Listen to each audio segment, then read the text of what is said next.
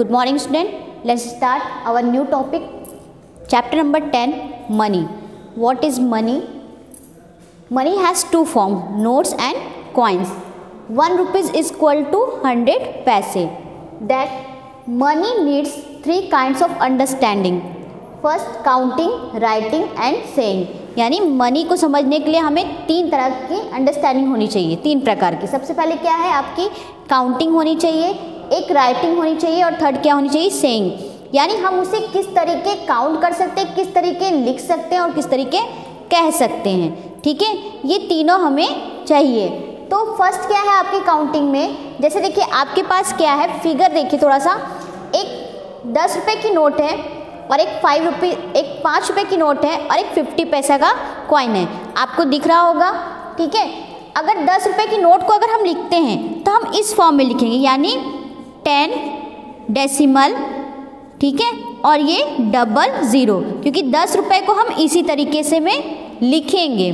फिर 5 रुपये तो 5 रुपये को इस तरीके से लिखेंगे, 5 डेसिमल पॉइंट 00. और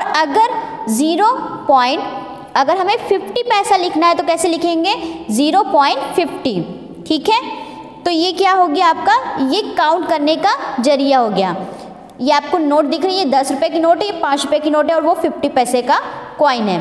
अगर ये इस तरीके हम काउंट करेंगे, अगर हमें इसे लिखना है टोटल करके, तो टोटल लिखना है तो कैसे लिखेंगे, 15 रुपीज़ 50 पैसे. ये कितना है हमारा, 15 रुपीज़ और 50 पैसे. क्या देखिए, ये हमारी रुपए की साइन कैसे होती है, ये हमारी क्या है, रुपए की साइन है. ये क्या है हमारा, इसे हम कहेंगे डेसिमल पॉइंट. ये क्या है, डेसिमल पॉइंट. और ये क्या है, रुपीज़ साइन. ओके, अब अगर हमें इसे कहना है, ठीक है, तो कहने के लिए क्या है, हम नंबर नेम का यूज़ करेंगे. तो हम इसे कैसे बोलेंगे, 15 रुपीज़ एंड 50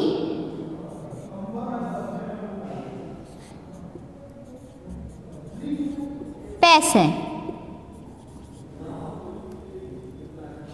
एंड 50 पैसे.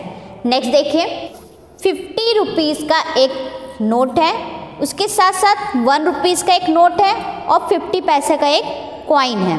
ठीक है, तो 50 रुपीज़ का नोट है तो हम इसको कैसे लिखेंगे, 50.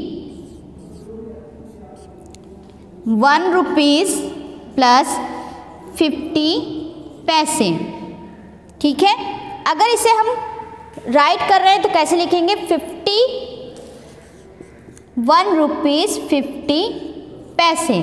और अगर हमें इसे कहना है तो हम कैसे कहेंगे, 51 रुपीज़ एंड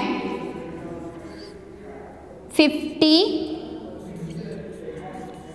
पैसे. ये क्या हो गया आपका, मनी चैप्टर में हम काउंट, राइट और सेइंग सीखा है हमने. अब इसके आगे हम क्वेश्चंस देखते हैं कि कैसे सॉल्व करेंगे. ओके, चलिए नेक्स्ट देखिए. नेक्स्ट हम लोग क्या है, किस तरीके क्वेश्चन को सॉल्व करते हैं ये देखते हैं. ठीक है बेटा, देखिए आपके पास एक क्वेश्चन है, right the total value in rupees and पैसे. हमें टोटल वैल्यू बताना है रुपए और पैसे के. आपके पास फिगर आ रहा है कि कुछ नोट्स हैं और कुछ कॉइन्स हैं, उसकी टोटल वैल्यू हम कैसे करेंगे रुपए और पैसे में. सबसे पहले देखिए, सबसे फर्स्ट मान लीजिए आपके पास 100 रुपीज़ का नोट है. कितने का, 100 रुपीज़ का, सामने दिख रहा है आपको. फिर क्या है, 50 रुपीज़ का है, 50 रुपीज़ का. फिर क्या है आपके पास, 50 पैसे का है. कितने पैसे का है, 50 पैसे का. ठीक है, तो अगर इसे हमें टोटल वैल्यूज़ की बतानी है तो 100 रुपीज़ हमें लिखना होगा. तो हम कैसे लिखेंगे, 100 डेसिमल पॉइंट 00, क्योंकि रुपए और पैसे को हम लोग इसी तरीके लिखते हैं. ये हमारा क्या है, रुपए में काउंट होता है और ये हमारा क्या, पैसे में काउंट होता है. फिर क्या है, 50 रुपीज़ का नोट है तो 50 ठीक है। अब क्या है 50 पैसे का कॉइन है तो इसको क्या करेंगे 0.50 और इसको हम प्लस कर देंगे। तो प्लस करने पर हमारा कैसा है रुपए और पैसे में, इसके अगर हम काउंट कर लेते हैं तो 5005 यानी 150 रुपीज़ एंड 50 पैसे। क्योंकि डेसिमल पॉइंट को जब हम सेइंग करेंगे तो हम क्या कहेंगे एंड लगा देंगे। क्या लगा देंगे एंड। तो ये क्वेश्चन हो गया। अब सिंपल सा है, 4th क्लास का स्टैंडर्ड है तो 4th क्लास के स्टैंडर्ड में सिर्फ प्लस और माइनस आपसे पूछा हुआ है। तो प्लस और माइनस हम कैसे, पहले भी आप कर चुके हैं लेकिन ये क्या है आपका मनी चैप्टर का है तो इसमें डेसिमल पॉइंट है, इसको एडिंग हम कैसे करते हैं। देखिए सिंपल है, ये आपका क्या है 6 रुपीज़ 70 पैसे और ये कितना है 2 रुपीज़ 85 पैसे। ऐड कर लीजिए 5 6 7 और 8 कितना हो गया आपके पास 15 5 कैरी का 1।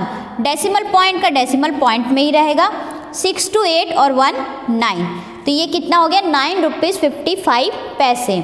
अब इसमें देखिए 5 5 10 0 1 10 0 1 5 3 8 1 9 तो ये हो गया कितना आपका 9 रुपीज़। अब सब्सट्रैक्ट करना है तो देखिए ये क्या है, ये तो रुपए है और ये पैसा है आपका। इसको हम कैसे सब्सट्रैक्ट करेंगे, यहाँ पे क्या करेंगे 1 बोरो ले लेंगे। ठीक है, 1 बोरो लेने पे क्या हुआ, ये 10 में से 5 माइनस हुआ तो कितना बचा 5 और यहाँ पे कितना बचा था आपके पास, क्योंकि आपने उसको एक उधार दे दिया यानी एक बोरो ले लिया तो वो क्या बचा आपके पास 9 में से 1 गया तो कितना बचा आपके पास 8। फिर डेसिमल पॉइंट यहाँ रहेगा, यहाँ कितना बचा क्योंकि आपने उधर एक दे दिया था ना तो कितना हुआ आपके पास 9 में से 6 गया तो 3। तो इस तरीके हम इसका सब्सट्रैक्ट करेंगे। एक क्वेश्चन और देख लीजिए, 5 में से 5 गया तो कितना बचा, क्योंकि जब नंबर हमारा एक सेम होता है तो उसमें से वो नंबर जाता है तो क्या होता है 0। ठीक है, 7 में से 5 गया तो कितना बचा 2। अब 2 में से 3 जा नहीं सकता क्योंकि ये क्या है, ये छोटा है और ये बड़ा नंबर है तो हम इसको क्या करेंगे एक यहाँ से बोरो ले लेंगे। फिर 12 में से 3 गया तो कितना बचा 9।